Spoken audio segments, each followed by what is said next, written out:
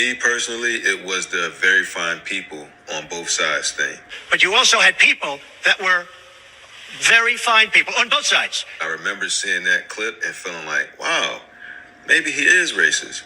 And I just happened to come across this video on YouTube. It basically said that the clip was edited and that I should go back and watch the entire clip. So I watched the entire thing. It got to that point where he says very fine people on both sides. And I'm like, see, that's exactly, I knew he said that. There's no point in me even continuing to watch this. And then it goes on and it gets to the part where he's like, and I'm not talking about the neo-Nazis and the white nationalists, because they should be condemned totally. So he said he wasn't talking about the neo-Nazis and white supremacists. Why would they show me part of the story and make me feel like this? Even in the presidential debate against Joe Biden, he brought up the very fine people thing. He said, I think they're fine people on both sides.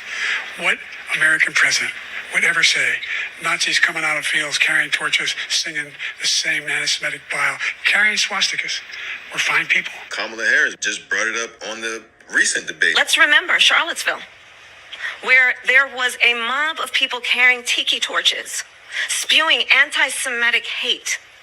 And what did the president then at the time say?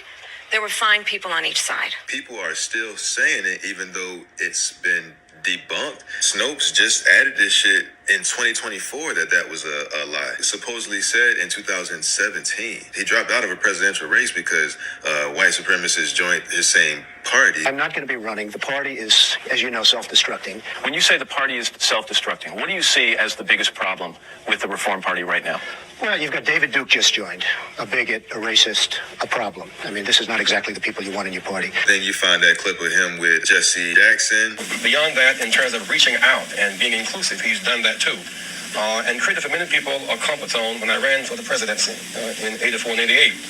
And many others thought it was either laughable or something to avoid. He came to our business meeting here in New York because he has this sense of the curious and a will to risk to make things better. And so aside from all of his style and his pizzazz, he's a serious person who's an effective builder of people. Last year he was a part of our workshop, of our panel workshop on what are the challenges and opportunities. And so a year later, Donald Trump, for a few minutes, challenges and opportunities to embrace the underserved communities. Donald Trump.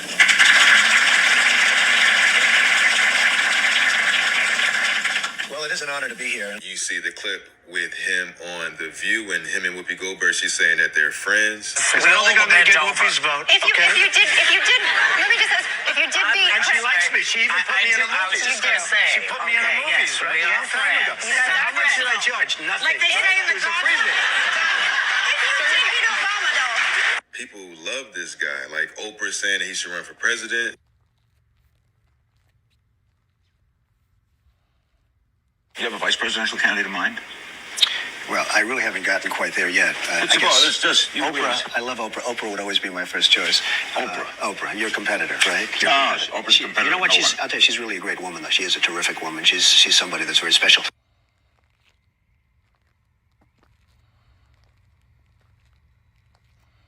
Judge Joe Brown said, I've talked to a number of black entrepreneurs who back in the late 80s and 90s, early 90s, were trying to get financing. They couldn't.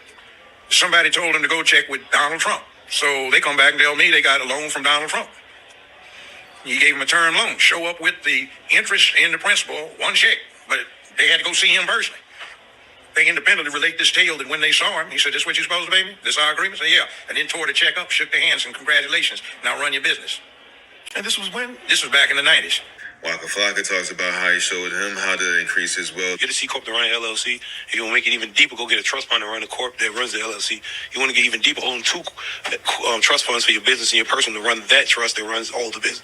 It can get deep, my God. Absolutely. And Donald Trump actually showed me that method. People will say that they want truth, but when you try to present them with information that goes against their beliefs of Donald Trump, they act like this. He's condemned white supremacy over 20 times. Oh, yes, when? Could you tell me when? Yeah, absolutely. Would you like to see a video of montage of 20 times that he's done it? Oh, actually, no. I'm more interested in walking up in... But how are we going to learn if we don't challenge our ideas? I mean, you just made a statement that is actually inaccurate, and I can show you video evidence of why it is. I mean, would you like to see that? No, thank you. He's condemned white supremacy and the KKK over 20 times. Over 20 times? Yeah. Do you have them right here? Can I listen to it? Absolutely, you can. Let me pull it up for you right now. All right.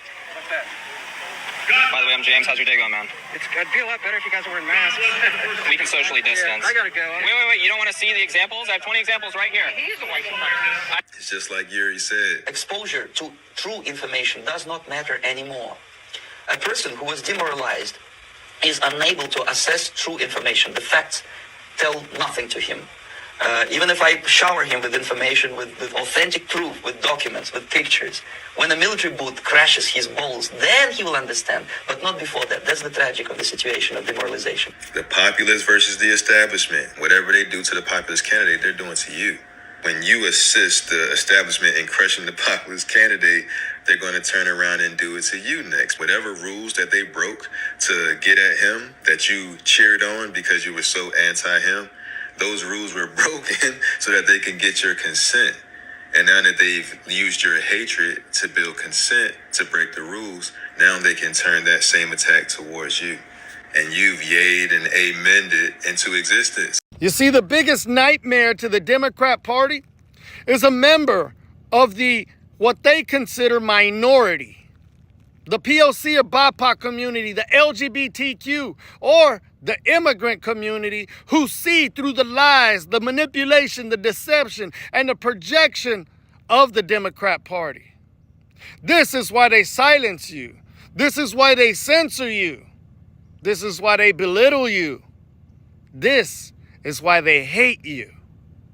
Because you can see through that. And the more you speak out about what you're seeing, you're waking up other minorities, BIPOC or POC community members, members in the LGBTQ or immigrant community.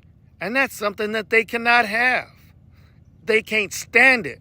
The more people you wake up is eventually going to be less power they're going to have in the future. That is why they silence us. With all the help from the three-letter alphabet agencies, the DOJ, the corrupt politicians, and the media, along with social media, this is why they hate us. They can't break the American spirit, no matter how hard they fucking try. And I'm proud of each and every one of you for standing 10 toes down and not backing down, not giving up, staying the course, and always in the fight. I greatly appreciate you all. And to all you Democrats that are about to be former Democrats, it ain't your fault. That shit is the Democrat Party's fault for forgetting about your ass and trying to manipulate you at the same time. I said what I said.